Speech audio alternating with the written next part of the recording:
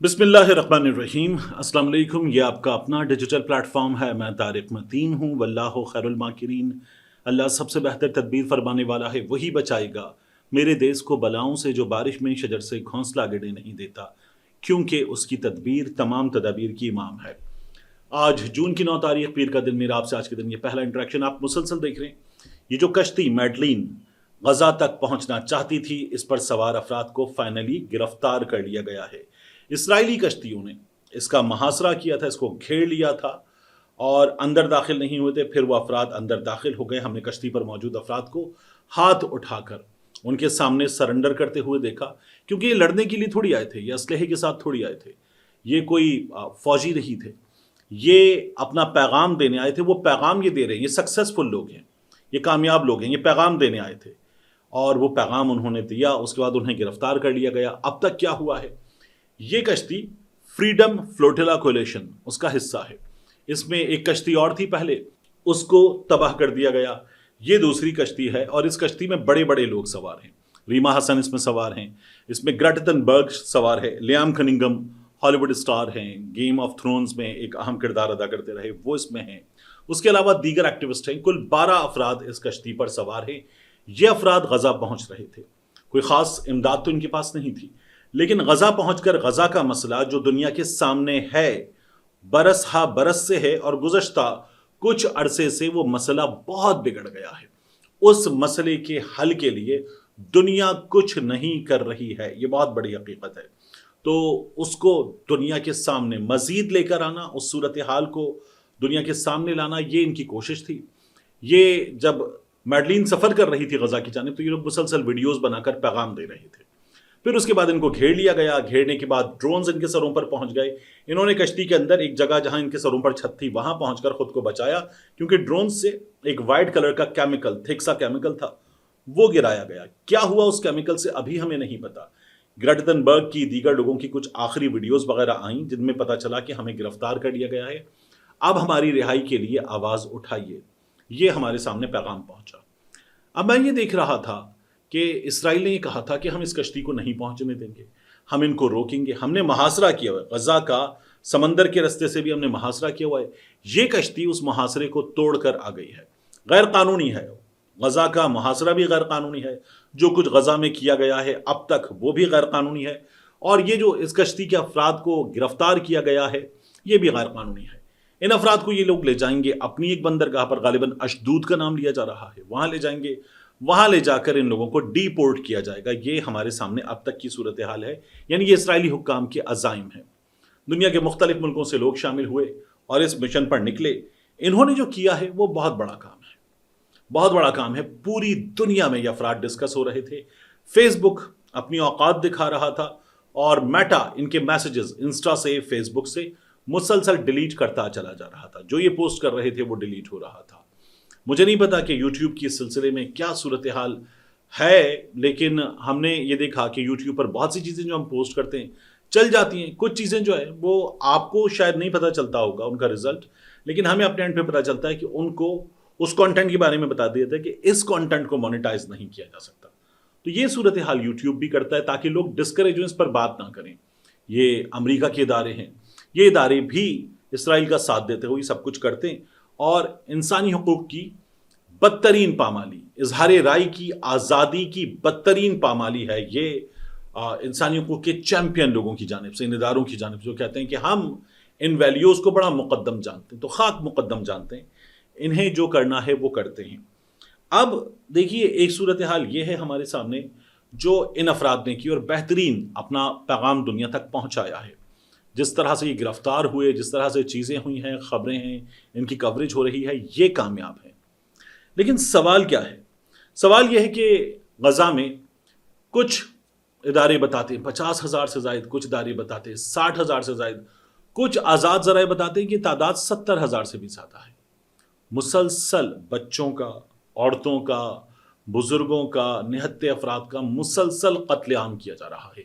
ये नस्ल कुशी है, नस्ल कुशी है जो इसराइल की जानिब से जारी है और इसे अमेरिका के आशीर्वाद हासिल है। इससे साफ लफ्ज़ों में अक़वाम मुत्तहिदा की आशीर्वाद हासिल है। अक़वाम मुत्तहिदा एक बेजान सा प्लेटफॉर्म है, वहाँ कोई मसला आता है وہاں پر وہ مسئلہ اٹھایا جاتا ہے، اور یہ جو ویٹو پاور رکھنے والے ممالک ہیں ان میں سے کوئی بازو مروڑ کر ایسی کی تیسی کر کے لات مار کے کہتا ہے مسئلہ اٹھانے والے کو دفع ہو، اور سب کچھ ختم کر دیا جاتا ہے۔ تو اقوام متحدہ بھی بڑا عضو معطل جیسا ادارہ ہے، تو وہاں پر بھی کچھ نہیں ہوا، اور ہم نے وہ مناظر بھی دیکھے کہ غزہ ملیہ میٹ ہو گیا، ہم نے وہ مناظر دیکھے کہ لاشیں آسمانوں میں اچھلتی ہوئی ہمیں نظر آئیں، ہم نے وہ مناظر دیکھے کہ ماں نے اپنے بچوں کے جسموں پر، ہاتھوں پر، پیروں پر ان کے نام لکھے تاکہ اگر وہ ٹکڑے ہو جائیں گے وہ ٹکڑے جوڑ کر انہیں تدفین کے مراحل سے گزارا جائے گا۔ ہم نے یہ سب کچھ دیکھا، ہم نے وہ تصاویر دیکھی ہیں بچوں کی جو ہاتھوں سے محروم ہیں، پیروں سے محروم ہیں، اور ان تصاویر کو دیکھا نہیں جاتا، ان تصاویر کو دیکھنا محال ہوتا ہے، ان بچوں کو کہ جن کو ہم نے ایسے آپریشنز کے مراحل سے گزرتے ہوئے دیکھا ہے کہ شاید وہ انستھیزیا سے بھی اس وقت محروم ہوتے ہیں، شدید تکلیف میں ہوتے ہیں، اور اس تکلیف میں وہ آپریشن کے اسٹچز کے ان دوائیوں کے جن کے لگنے سے اندر تک جلن دوڑ جاتی ہے، وہ ان دوائیوں کے سامنے اپنے آپ کو اس وقت بے بس محسوس کرتے ہیں، کیونکہ اسپتالوں کے پاس بھی ریسورسز نہیں ہیں۔ یہ بدترین صورتحال ہے، بھیانک ترین صورتحال ہے، یعنی میں نے اس سے بھیانک صورتحال دنیا میں اپنے ہوش و حواس میں کہیں نہیں دیکھی۔ اتنی بھیانک یہ صورتحال ہے جو غزہ کی ہے، اور ظاہر ہے کہ اس سے زیادہ بھیانک کہیں کوئی صورتحال نہیں ہے، اور اس پر دنیا کی آنکھیں بند ہے۔ اچھا، میں دنیا پہ لعنت بھیجوں، امریکہ پہ لعنت بھیجوں، باقی سب پہ لعنت بھیجوں، مجھے کچھ چیزیں جو ہے نا وہ آپ کے سامنے رکھنی ہے جو بہت بہت اہم ہے، اور ان تمام چیزوں کا جواب اور اس تمام صورتحال کا جو میں نے ایک ریسرچ کر کے ایک آپ کے لیے چھوٹا سا پیغام یہاں پر تیار کیا ہے، وہ مجھے آپ کے سامنے رکھنا ہے۔ دیکھیے، دنیا میں اسلامی ممالک کی تعداد ہے 57 کے آس پاس، یہ OIC کا حصہ ہیں، آرگنائزیشن آف اسلامک کنٹریز۔ ان کی سب کی آبادی جو ہے وہ اکثریتی آبادی مسلمان ہے، اور یہ ممالک جو ہے وہ اسلامی اقدار پر مبنی ریاستی نظام چلاتے ہیں۔ اب اسلامی اقدار پر ریاستی نظام یہ ہے کہ نبی کریم صلی اللہ علیہ وآلہ وسلم نے انہی مسلمانوں کے بارے میں یہ کہا کہ ایک جسم کی مانند ہے، جسم کے کسی حصے میں تکلیف ہوگی تو پورے جسم میں درد محسوس کیا جائے گا۔ کیا یہ درد پورے جسم میں محسوس کیا جاتا ہے؟ تو جواب ہے نہیں محسوس کیا جاتا۔ کیا فلسطینی بچوں کا، ماؤں کا، بیٹیوں کا، بہنوں کا، ان بے گناہ لوگوں کا یہ درد پوری اسلامک دنیا محسوس کرتی؟ تو نہیں کرتی۔ کیا ان کے لیے کچھ کیا جا رہا ہے؟ نہیں کیا جا رہا۔ کیا OIC نے کچھ کیا ہے؟ نہیں کیا۔ اب دیکھیے، ابراہم ایکارڈ، وہ ممالک جنہوں نے سائن کیا اور اسرائیل کو تسلیم کرنے کا ٹرمپ کا پچھلی صدارت کا منصوبہ منظور کیا، متحدہ عرب امارات اس میں شامل ہے، بحرین اس میں شامل ہے، سوڈان اس میں شامل ہے، مراکش اس میں شامل ہے۔ 4 ممالک اس کا حصہ بن چکے۔ سعودی عرب نے ہماری فضائی حدود استعمال کر لو، اتنی اجازت پہلے ہی دے دی تھی۔ اب ایک اور سوال بہت بڑا ہے کہ جو اسلامی ممالک ہیں ان کی کل GDP کیا ہے ملا کر مجموعی، اور ان میں 3 بڑے اسلامی ممالک جو ہیں ان کی GDP کیا ہے؟ تو جو اسلامی ممالک ہیں، انڈونیشیا کی تقریباً $1.5 ٹریلین، پھر اس کے بعد ترکی ہے $1.1 ٹریلین، سعودی عرب ہے $1 ٹریلین۔ اب یہ جو اندازے ہیں نا، یہ ہیں IMF اور ورلڈ بینک کے 2024 کے اعداد و شمار پر۔ پھر اسلامی ممالک کی کل اکانومی کا حجم سب ممالک کی ملا کے یہ تقریباً $8 ٹریلین امریکی ڈالر کے لگ بھگ ہے 2024 کے ڈیٹا کے مطابق۔ اب اگر ہم پرچیزنگ پاور پیرٹی اس کو سامنے رکھ لیں تو یہ تخمینہ $8 ٹریلین کی بجائے تقریباً کوئی $25 ٹریلین تک پہنچ جاتا ہے۔ پھر ہماری ایک فورس ہے، اسلامی ممالک کی فورس، 42 ممالک اس کا حصہ ہیں، راحیل شریف صاحب اس کے سربراہ بنائے گئے تھے، اور اس 42 ممالک کی جو فورس ہے اس کا مقصد کیا تھا؟ اتحاد، دہشت گردی کے خلاف تعاون، انٹیلیجنس شیئرنگ اور مشترکہ اقدامات، یہ اس کا موٹو تھا اس کو بنانے کا۔ اب میں آپ سے عرض کروں کہ ایسے ممالک جن کی اکانومی اسرائیل سے بڑی ہے ان میں کون کون شامل ہے؟ ان میں ظاہر ہے کہ جو 3 ممالک ہیں ٹاپ کے، یہ شامل ہیں، یعنی کہ انڈونیشیا اس میں شامل ہے، ترکی اس میں شامل ہے، سعودی عرب اس میں شامل ہے، ایران بھی ایسا ملک ہے جس کی اکانومی اسرائیل سے بڑی ہے۔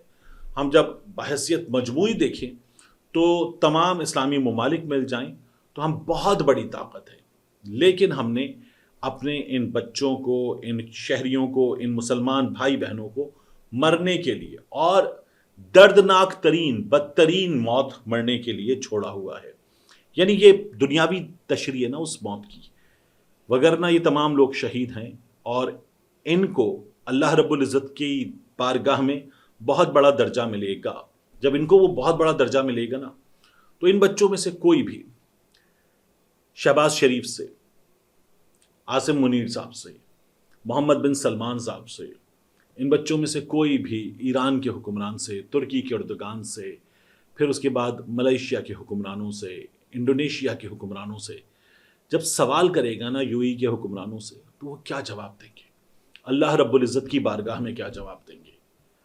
وہ بچے کہ جن کو ہم نے دنیا میں محروم دیکھا ہے، ہاتھوں سے پیروں سے محروم دیکھا ہے، جن کے تن ہم نے اتنے خستہ حال دیکھے ہیں کہ اس حال کو دیکھ کر ہی ہمارا دل ڈوب جاتا ہے، ہماری آنکھیں آنسوں سے بھر جاتی ہیں. ہم نے اپنے گھروں میں اپنے بچوں کو، اپنی بیگمات کو، اپنی خواتین کو ہم نے روتے ہوئے دیکھا ہے ان تصاویر کے ساتھ.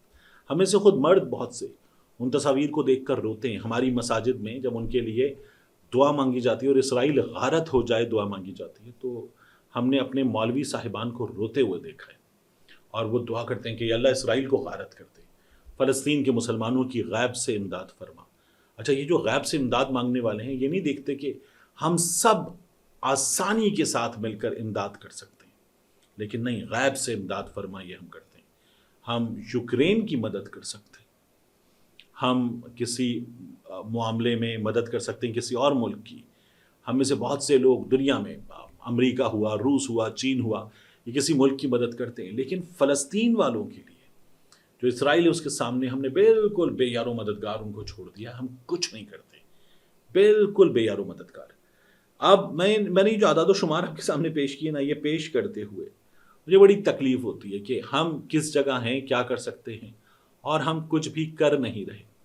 اس سے پہلے 2010 میں غالباً اس طرح کی ایک کشتی جو تھی وہ غزہ کے مسائل کو اجاگر کرنے کے لیے پہنچ گئی تھی. اس میں سوار 10 افراد جو تھے انہیں مار دیا گیا تھا. یہ جو افراد ہیں ان میں بہت بڑے بڑے نام ہیں، ان کو گرفتار کیا جائے گا، ان کو ڈی پورٹ کیا جائے گا، یہ سب کچھ ہو جائے گا. ان کو شاید گرفتار کرنے کے بعد ممکن ہے کہ کہیں کسی جگہ پیش کر کے کوئی سزا بھی دے دی جائے.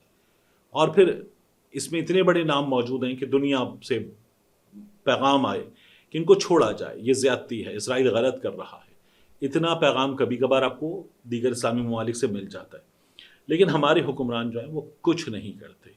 اب ایک چیز بہت عام ہے، وہ یہ کہ ابھی میں نے خطبہ حج سنا.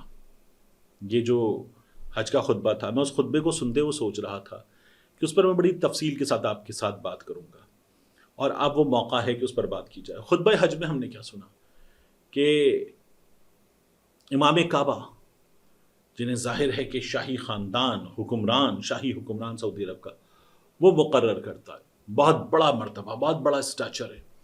وہ امام کعبہ سمبولیکلی مسلم دنیا کے جو تمام دنیا کے علماء ہیں ان کے ایک لحاظ سے وہ باقاعدہ طور پر امام ہوتے ہیں.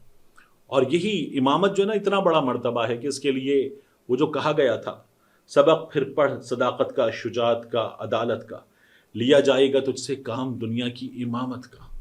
تو وہ جو امامت ہے، دنیا کی امامت، یہ اتنا بڑا کام ہے. تو میں امام صاحب کو سن رہا تھا، ان کے خطبے کو سن رہا تھا. امام صاحب جو خطبہ دے رہے تھے نا، وہ یہ تھا کہ اسلام کے ارکان کتنے ہیں، ہمیں سچ بولنا چاہیے، اللہ پر یقین رکھنا چاہیے، اور مسلمان کیا کرتا ہے، اسلام کیا بتاتا ہے، سچائی کیا ہے، نماز کیا ہے، روزہ کیا ہے.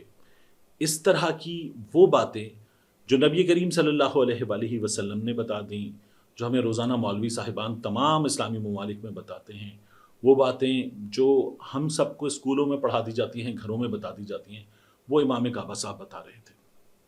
بصد احترام، بصد احترام، آپ کا کام یہ ہے کہ آپ مسلم دنیا کی رہنمائی کریں گے. اور یہ جو حج کا خطبہ ہے نا، یہ اتنا بڑا خطبہ ہوتا ہے، یہ اتنا بڑا مقام ہے. نبی کریم صلی اللہ علیہ وآلہ وسلم انہوں نے جو خطبہ حج دیا تھا، تو وہ اپنے معروضی حالات میں، اور انہیں پتا تھا کہ یہ خطبہ حج ہے، تو وہ اپنے معروضی حالات سے کنیکٹڈ خطبہ حج تھا. آج کے امام صاحب کا خطبہ ان معروضی حالات سے کنیکٹڈ ہی نہیں ہے، مسلمانوں کی حالت زار سے کنیکٹڈ ہی نہیں ہے، مسلمانوں پر ظلم کرنے والوں کی جو صورتحال ہے، ان کی جو حالت ہے، ان کے جو کرتوت ہیں وہ بتانے کا کام امام کعبہ صاحب نے نہیں کیا۔ اب اگر وہ نہیں کریں گے تو کون کرے گا؟ اور وہ کیوں نہیں کر رہے؟ کیونکہ سعودی عرب کے حکمران، ظاہر ہے کہ جس طرح سے ابھی ٹرمپ آیا تھا، وہ آیا سعودی عرب آیا، پھر اس کے بعد وہ بحرین گیا، پھر وہ گیا یو اے ای، اور جس طرح سے اس نے اپنے لیے فریفتہ ان لوگوں کو دیکھا، باقاعدہ بچھا ہوا دیکھا ٹرمپ نے، اور واپس جا کر اس نے کہا ان لوگوں کے اتنے بڑے بڑے محل، ان لوگوں کی اتنی شاندار عمارتیں بیکار ہیں، میرے ٹرمپ ٹاور کی بھی آگے بیکار ہیں۔ اور یہ کیا کر رہے تھے؟ بیکار کچھ بھی نہیں، یہ تو بڑے خوش آمدید لوگ ہیں۔ اس طرح کی باتیں ٹرمپ نے کی، اور ٹرمپ نے ان سے جو یہاں پیسے مانگنے آیا تھا، وہ پیسے مانگنے والا وہاں جا کے بھرم دکھا رہا ہے۔ تو ان کو ہم سے چاہیے، اور ہم ایسے بچھے جاتے ہیں کہ جیسے ہم ان کے آگے بھک منگے ہیں، فقیر ہیں۔ ہمارے ان بڑے بڑے اسلامی ممالک کے پاس وہ دولت ہے کہ ٹرمپ وہاں پر رال ٹپکاتا ہے، اور وہ دولت ٹرمپ کے کام آ سکتی ہے، امریکہ کے کام آ سکتی ہے، اپنی سیکیورٹی پہ لگ سکتی ہے، لیکن اپنے ان بچوں پر بھی استعمال نہیں ہو سکتی، غزہ کے ان لوگوں پر بھی استعمال نہیں ہو سکتی۔ تو افسوس ہے کہ ہم کس جگہ پہنچ چکے ہیں، اور ہمیں جگانے کے لیے وہ جنہیں ہم کہتے ہیں نا کافر ہیں، وہ کافر آئے ہوئے ہیں کہ وہ ہمیں اور دنیا کو جگا سکیں، بتا سکیں کہ ہمارا اور دنیا کا اس معاملے میں فرض کیا ہے۔ ملتے ہیں انشاءاللہ آپ سے اگلی ویڈیو۔